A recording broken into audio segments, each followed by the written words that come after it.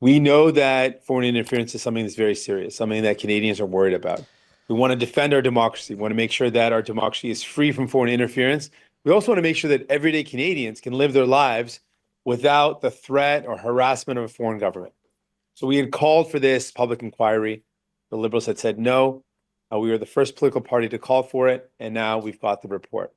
What Justice Hogue has highlighted, I think one of the biggest points that she made in her report was the deep concern she has regarding misinformation and disinformation, particularly on social media, and how we do not have tools right now to combat that. And it is rampant. The amount of misinformation that is available is rampant, and that is a serious concern for democracy and for an upcoming election.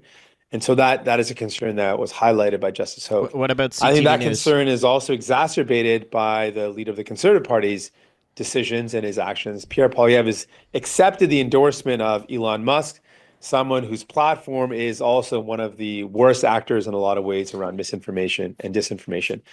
Coupled with the fact that Pierre Poilievre also wants to defund a public broadcaster, which is a source of real information, journalistic integrity, really highlights a No, dangerous no, um, set of priorities no. given Justice Hogue's findings of misinformation and the need for fact checks and fact confirmation. What other things that Justice Hogue highlighted, I want to point out, is he said that all leaders, all political leaders, should get security clearance and receive information that is pertinent to their parties or to democracy in general. And that highlights the real concerns that Canadians have raised about Pierre Poilievre, the only leader of a political party that has not received security clearance. And so that was highlighted. And I think finally, Justice Hogue did raise concerns about sitting parliamentarians and questionable or concerning behavior. And I'll highlight, she said, of questionable ethics. And that is something in the context of foreign interference that I'm concerned by.